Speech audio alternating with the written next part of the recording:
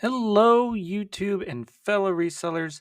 This is Kevin, the Stoic Reseller here, and welcome to my brand new video series, The Lunchtime Chronicles, where I document my thrift trips on my lunchtime at my full time job. I get an hour lunchtime, and this store is about 6 or 7 minutes, depending on traffic, away from where I work. I am a salaried position, and my bosses are. I should just say I'm very fortunate that my bosses don't really care about the time I spend away from the office because I generally get my stuff done and I'm really good at it. Or at least that's what they tell me. I have no idea. Um, you can see here, I start at the new racks. This is Monday. I was able to go to this store twice, once on Monday and a Friday, and you'll see some Ross video in here as well. Um, the reason I expect people to go to the new racks is generally this is where you're going to find the highest, wow, I can't talk, highest ticket items in the thrift store. Um, this is directly from the back. So if you're lucky enough and you hit it before someone else gets here, you're good to go. As you can see here, these racks are pretty trash. This is what I contend with at my local thrift. Um, you know, I go to a big city about 3.5 hours away from me to source for my normal items. I do that every 3 weeks, but I kind of depend on my local Goodwill here to kind of bridge the gap a little bit. I do keep all the items I find until I have my listing times for the following after my big thrift trip again. Whatever. I have a certain goal, and I use my local thrift store here to try to manage that. I average about 10 to 15 items in 3 weeks that I find that I deem as necessary, or not necessarily, but like are good for me to sell. Like things that are 80% and above sell through rate. And for the most part, I try to get items that sell for over $25, but I have been trying something new recently. As I look at this Carhartt shirt, I couldn't help but laugh at the $13.29 price tag. It's as if these thrift stores have no idea that you can just go to the town over at the Carhartt store and get that same shirt on sale for $20. But back to what I was saying, I find it odd that people, I don't even know, what was I talking about? I'm so unprofessional, guys. It's ridiculous. Um, Dang, that threw me way off track. Oh, yeah. So 10 to 15 items. But I've been trying to start something new. This store, as all these stores I go to, I am very fortunate. They do have color tags that are half off. So, what I've been doing is if I can get items for under $5 that I know will sell for my sell price of $16.97 plus $6 shipping, I'm going to try and do that. Um, One, because I want to lower my buy cost overall, which will allow me to buy. Actually, it'll just allow me to spend more on high ticket items. Um, so, uh, but guys, let me know down in the comment section if this is going to be content you're going to like. Um, so let me get into it. This is BC Clothing. This is an item I left behind because they wanted $15.79. Those are some lined, like hiking pants. These, however, are military issued um, camo pants. I'm looking there at the tag. There's some brands that look military issued but aren't. Like Cry Industries is probably the best one off the top of my head, and those are good for like 80 to over $100 in most cases. So it's always worth it to look. I do know you can sell those as like militaria, or is that how you say it? I don't know, but you can sell them on eBay, and they actually have a decent market. I don't know enough about it to really say yes or no. Here are some Carhartt pants. Um, I know there's a lot of people out here that buy and sell this and make good money. I only focus on the ones made here in the United States. From my personal experience, selling it and through what my family members do, really the ones in the US are the ones worth money. Anything else is just cheap stuff that you can go to the store and get for like $50. This I thought was Lululemon. This felt extremely good quality, but it's actually a brand called Apana. I believe is how you pronounce it. It's like Apana or something. It's actually sold on Amazon, and it's a Lululemon knockoff, and you can buy it dirt cheap, and it has zero resale value. Here's some cool pants. You guys are probably thinking, oh, you for sure picked that up. No, cool has certainly tapered off over time, and yeah, here's another Carhartt long sleeve for $13.29. Back to cool, guys. Cool is specifically the pants anyways. You really have to be specific. You have to have the exact style number, and those older ones, guys, those older ones are just not good. You're only going to get maybe $25. So maybe I could convince it, but they wanted like $15.79, and it's just too much. Even at half off, it's kind of a stretch. Um, I left this part in because you can kind of see how much stuff you really have to go through. If you're a clothing reseller, you know exactly my struggle here. Um, so here's a good brand, 749. This is a bit odd because the store also knows what Ariat is. This is an Ariat Pro Series short sleeve button down. They only wanted $7.49. That I'll buy every single time. I will list that for around $24.97 plus $6 shipping, and I expect that to sell within 30 days. You can see there, that was a grunt style shirt. I bought that for personal use. Love those shirts. But yeah, you can also see here, I kind of double tap everything. You have to also have a strategy how you go through these racks. And you just have to have an affinity for feel and everything like that. This is a vintage LL Bean like field shirt. They just wanted too much money. I will pick up Ralph Lauren if it's under $5. Here is a really good brand. I passed it up for some reason. It's Sims. Oh, I know why.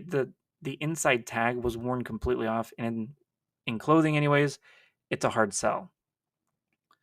Yeah, you can just see. I'm just looking through. There's a John Deere shirt. I thought about looking that up, and I was like, a lot of that generic stuff is just not solid. Those are like bins pickups where you price that at like $9.97, and hopefully it sells.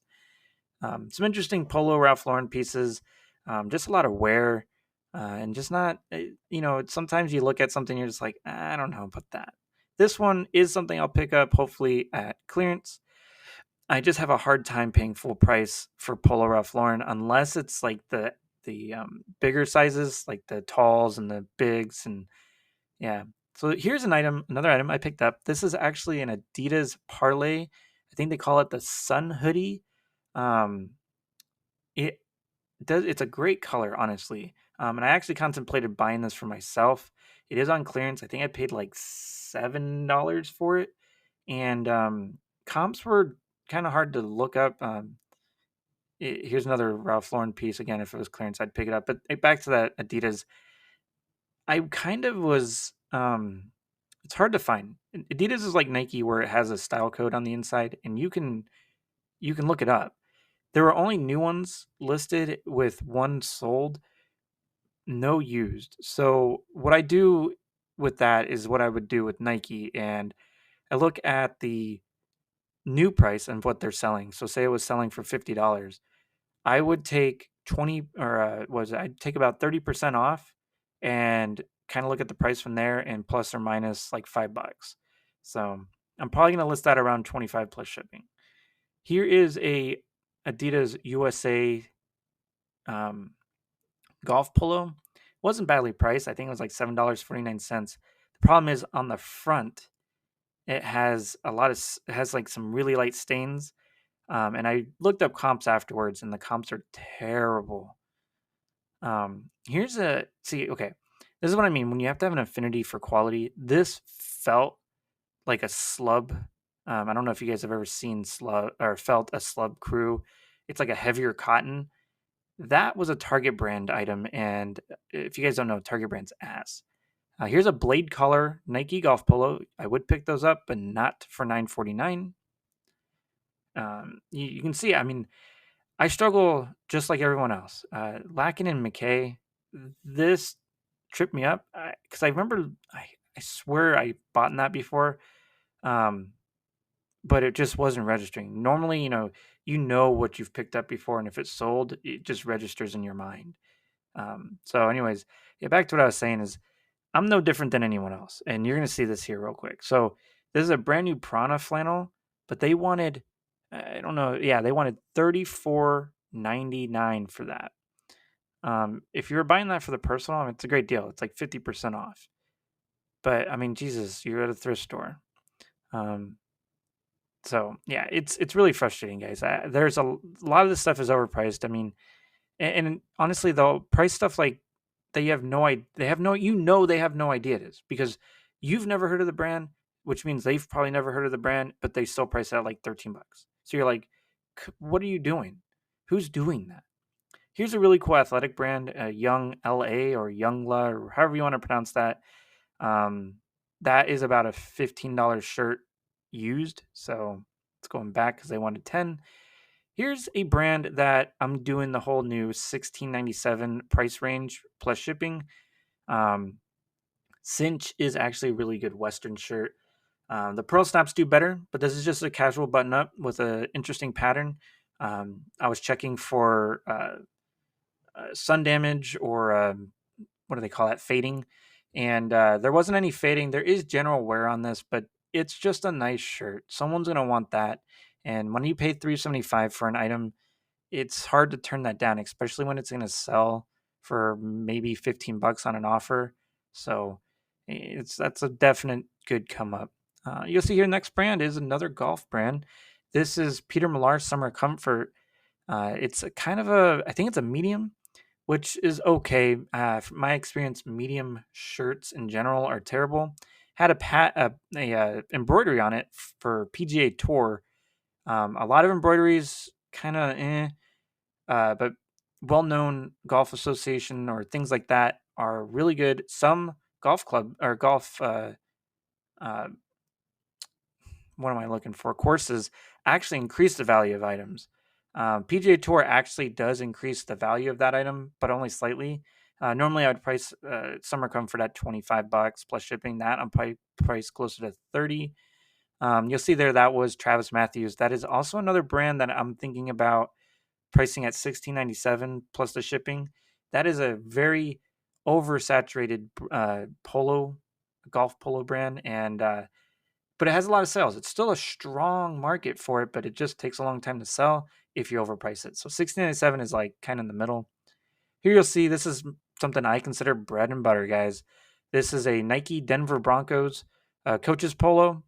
I price these at $25, and you cannot lose when it's at on clearance at $3.75. Here's another unique Polo Ralph Lauren piece. You'll see I pick it up and put it in my cart, and I'll explain to you later what I did with that. Um, it's gonna be it is definitely interesting. It's definitely unique. When it comes to Polo Ralph Lauren, you want that. You want all the uniqueness as possible. I mean, they're just casual stuff is doing really well, but the more unique, the better. To see him jumped over the jackets. I try to cut out a bunch of bad stuff. Here's a here is a Columbia piece that would be worth it, but they wanted $35. And I'm sorry, that's about what I would price that item. So even at half price, not good. Here's an Irish linen cardigan. Um, just again, they wanted I think 15. It's too much because I'd price that around 30. I'm not gonna inflate my cost of goods for something like that. Here's a vintage Nike windbreaker. Not made in the U.S. It still holds some value, but the U.S. pieces are where the real money is on Nike. Specifically when it comes to vintage. Here's a Carhartt hoodie, again overpriced. It just you really got to be selective. I've had a few comments that my average cost of goods is like $9.85, and I do. And the comments are like, "Man, that's really high," and I agree. It is very high, but unfortunately, that is what I have to deal with to make sure um, to be able to pick up good items. But recently, I think if you look the average buy cost from my buyers is little over $40 or close to $40 now. So I am at least 1.5xing my money on average. And so, and now, honestly, guys, now that I list on Poshmark as well through Vendu, I'm having great success, guys. Poshmark has been a revelation. It's been kind of clearing the bottom end of my inventory, stuff that's been sitting. So here's more cool pants. They wanted 14, I think 14.49 or something. I need to do better at showing the cost. It was an older style, did not have a style number in it, so leaving it behind. I think with clothing anymore, you have to have the style. I think generic keywords are less effective. Here you're going to see Ariat jeans. Ariat jeans for men and women are great, except for I paid $9.49 for 2 pairs a week ago, and they wanted $35 for that pair. There's just no consistency ever. I've asked the manager. I've actually talked. If you guys are curious, talk to your guys' Goodwill managers, because a lot of them won't make time for you, and if you ask them specific questions, they're just going to blow smoke up your ass. You can see here I am looking at my wife texted me about something, making sure it wasn't overly important. You can see I had an offer. I actually counted at 30, and believe it or not, they lowballed me. I don't know if you saw the initial. I think it was like around $15. I just lowballed. Boom. The person accepted at 30, even put a note on it, said thank you. And they've already got the item, left positive feedback. Good stuff, guys. So you can see here, this is what I do looking up items. I didn't really know how to look this up. I mean, it's a Polo Ralph Lauren zip polo, I guess, with like a rainbow collar. Now, I imagine I could be better at with my keywords or just understanding what each item is. But you really need to be keeping this kind of simple, guys. There's no need to exaggerate or lament on one item for an extended period of time, because time is money. And I use these experiences locally to practice new sourcing techniques. Like, can I flip through the racks faster? Is there certain things I could do that's faster on my phone when I'm looking up comps? Because when I go up and do my weekend thrift trips, I'm hitting 12 plus stores in a 2-day span. I mean, I'm getting up at 4 o'clock, getting to the first store. They open at 10. I'm coming, and then I have a whole route, and I'm thrifting until they close, man. I'm thrifting until 8 o'clock. Next morning, they open up at 10. I'm thrifting until 8 o'clock, and then I have that 3.5 hour drive home. Most often, I'm getting home at like 11 or like 1 o'clock in the morning on Sunday. So, anyways, you can see here I'm at Ross. I was only able to go to Ross once this week. This, I think I've mentioned this in a couple of my other videos, but Ross almost killed, or this whole like sourcing method almost killed my store. And I'm actually a better reseller for it. I think you have to go through struggles and turmoil to actually have a better, I don't know, a better feel for what's good and what's bad. And actually, the good thing about this is I actually got a lot of my knowledge of Nike from Ross. What feels great, what items sell for a high dollar amount, because you can see here, all of these items are new with tags. So, you're gonna look at this, you're gonna be like, man, there's a lot of stuff, and I'm just kind of flipping around. And a lot of times, there's just two brands you're looking for: Adidas and Nike. And sometimes Under Armour will have some items. Like this item here, that was Under Armour golf pants, but they wanted $25. There's some Polo Ralph Lauren's cargo things, but they wanted $50. You can see like this was considered retail arbitrage, and I'll tell you right now, it is a different game, and it's a dangerous game, guys, because you could be in for a lot of money and be stuck on it for a long time. And that's what I'm telling you guys. That's what killed me, is I was almost 100% sourcing from Ross, Marshalls, Burlington, TJ Maxx. I was doing their shoes, I was doing their pants, I was doing everything. and it damn near killed my business because the bottom of the market for new items fell through, and I was stuck on a lot of it. There was a whole point. I don't know if you guys remember on my reminding yourselves of the things you went through to make sure you give yourself credit and to not stop reselling because of the conditions. We just have to adapt. Um, there was times there where I couldn't even pay shipping, guys. I had to wait for sales and money to clean up and then pay shipping. And the way I dug myself out of it was I literally didn't source anything for about a week and a half. Put my store on a 50% off and sold enough items to basically get another new bankroll and just almost had to restart fresh. Um, you can see there I'm reading one of your guys' comments on my phone. Okay. If you've made it this far, guys, I truly hope you understand how much it means to me when you guys comment. I thoroughly love being a part of this community. I hope I can build it higher. And more, with Hayfro, with Primo Chemo, and Polish Pete. These guys are great. I've also been having some awesome conversations with Fast Talk and Flipper. He's kind of a cool dude. He's got a great business model, and boy, that guy moves some stuff, and he makes some good money. You can see here, I don't really sell a whole lot of these. I don't sell shoes much anymore. I still look at them from time to time. But I will purchase these small items because, guys, you have to understand when you go to source stuff, you have to also be looking at things that you are already equipped to sell. Okay, that stuff's easy. I just scan the barcode, realize they sell for $30, not 100% sell through rate, but $10 is something I'm willing to invest in because the odds are you're gonna double up, and it's so small. Shipping's gonna be cheap. You're probably gonna, it takes up no space. Those are the items that you want in your store from Ross specifically. You don't want to be spending a lot of money. And you can also make a lot of money on the clearance section here. There is another guy here that resells.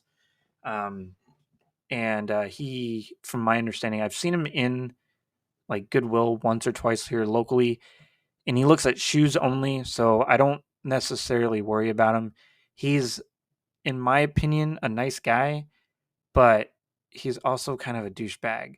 Like the first time I met him, we were doing the same thing. Like I had like 4 or 5 pairs of shoes in my cart.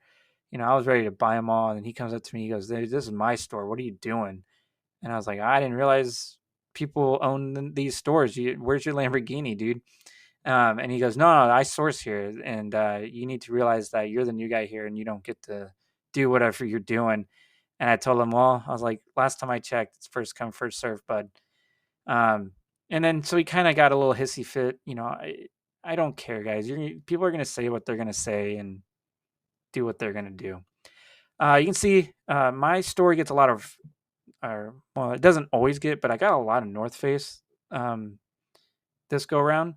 The one thing with North Face, guys, is you definitely do not want to sell it new on eBay because they will Vero you. They don't care. If you are not an authorized seller of new items, they have in the past Veroed people. I don't know if they still do. I'm pretty certain North Face probably will because they are facing so much competition. Very popular brand, but there are better outdoor brands right now. And so, yeah, they don't want to deal with it. So don't pick it up brand new. Don't list it new with tags, or you run the risk of being suspended, having Veros. All right. So this was now you can see here I'm back at Goodwill. This was on Friday. You can see there, I think that was a Tory Richard. Nah, I don't think it was. I've been looking at Tory Richard a little bit more. If you guys don't know, Hawaiian shirts are interesting. I used to pick up a lot of different brands. Now I don't. Tory Richard's one. Um, Paradise Found is probably the best. So stuff like that. And then when it comes, I also have been really selective with board shorts now too. I've only been getting like crossovers and like special edition themed ones. Or there's actually a couple brands of board shorts that go really high. And I don't know why I'm talking about board shorts. I'm looking at ties and a rack of hats. Just popped in my mind. But as you can see here, I mean, I targeted that first rack. I'm be looking here. I saw this stuff, these new flannels I didn't recognize at first. It's always good to look at this stuff. I think also, to be kind of honest with you, I did this not looking at those other racks because I'm still a little new with the camera strapped to my chest, and this person was looking straight at me as I walked up. So I'm still a little shy, I guess, is the best way to say that. Um, but I always look through the pants. I always flip through here. There are clothing resellers in my area. I live in a town of about 40,000 people. For the most part, I've met every clothing reseller in my area, and they are not really. I hate to say this. They know the brands you should know, but they always leave the brands that you don't know. I mean, how do I say that? They don't have the right acumen to look things up. For instance, there was a day here where I found how many? It was like probably like at least 10 pieces of the brand called Cuts. Um, and at the time, Cuts was like one of those it was like a really popular, and still is. It's the brand still sells really well for me when I find it, but um, it was a online brand. It's like Built. If you haven't heard of that brand either, they're kind of slightly different. One is more of a performance. One is more of like an essentials brand. Uh, but they're like the online stuff. They're really nice. And they were just sitting there, and I know people were there. So here you go. This is Sims. Sims Fishing is an excellent resale brand. I recommend go to like Public Lands or Dick's Sporting Goods or anywhere where fishing gear is sold. You will find Sims most likely. Sims is a very expensive brand, um, and their items are fairly good quality. I didn't even bother to look those up, guys. I just knew Sims bottoms in general are really good. So I'm expecting around $30 for those. You saw that was Duluth, guys. I don't pick it. Duluth is like Carhartt to me. I don't pick it up unless it's dirt cheap. I've never had a whole lot of success, um, which is odd because like I had a pair of pants from Duluth sitting in my eBay store that I cross listed to Poshmark, and they sold within minutes. So maybe it's a brand that I need to start looking at more. I guess I don't know. I really need to learn Poshmark and what's expected out of Poshmark, guys. Um, yeah, here's that same BC clothing pants from the other day. Here's some more Carhartt pants. But you can see here, this is actually a vintage Levi's 550 black. They wanted too much. You just have to understand over time, I think most of us, if we're seasoned, when you look at an item or at least a brand, you just know uh, what you're going to get like the max out of. You also kind of have an idea of the floor. So for me, Levi's, especially vintage Levi's, has a floor of about $20 and a max of about 100, depending on what it is. Um, I thought I broke that and I didn't. I just realized that someone had played a funny joke on me, I guess. Stupid frogs. Showing you the vacuums because I had bought a vacuum for my house. It was a Dyson Hoover or Animal V8 Plus. I got it for $20 at the Goodwill here, and it's like a $600 vacuum. I was looking at that, and I was immediately grossed out by the amount of hair inside the intake at the back there. It was absolutely disgusting, and they wanted $40. I do on occasion look at hard goods, guys. I like probably most of you started as an everything seller, so I have enough knowledge to get in trouble. uh, but I think everyone should have at least some knowledge of every part of the thrift store that you go to, because there could be very profitable, easy to sell items laying right there, and you're not even going to look at it. This was something, obviously everyone knows Bose. Who's not going to look at Bose? Um, I could tell you right now, this is an iPod dock or an iPhone dock. It's older, so I was a bit curious about the value, but I mean, for $6.29, it was definitely worth me looking it up real quick here. Um, you can easily find the model of bows. It's literally like, do you see where my left thumb is? It's right under there. So I looked it up, and you'll see here. Um, the first thing I noticed was for a Bose product, the prices were very low, and you can see there some are the ones you see high priced were new in box or new open box. You can see 39 results of used. I hit the sold, and you only got 11, so you got about a 33% sell through rate, which means that this is probably going to take 9 months plus, and or about there. I'm doing math on YouTube. Leave me alone. And yeah, it wasn't very good, guys. It looked like the used were going for around $15 all in. It kind of surprised me, but that kind of brings me up to my next point here is not everything from a brand is good. Uh, I have a huge board game collection. Yeah, I was looking there. I look at these electronic or these kitchen essentials. The only thing I really look for are Vitamixes. Anything Vitamix is just pure gold. Uh, yeah, I was looking at this. This food saver is like brand new, and I know from experience that these sell for right around $80 to $100 at like retail, but they wanted $70. So I was like, yeah, no, passing. Because my family and we could really use a new one. We have like one of the really old ones that my grandmother gave me. So yeah, I don't know. It seems like it's on its last leg. Or at least it sounds as if it's on its last leg. It's like makes this wild screaming boar sound, and it's like, oh my gosh. Um, one time it scared my son. So but yeah, and then I also looked through the women's clothing here. You know, I found those cool pants again. Notice they're still here. But I wanted to. I think. Oh no, I didn't show you. I was going to show you that the tag on the inside didn't have a style number.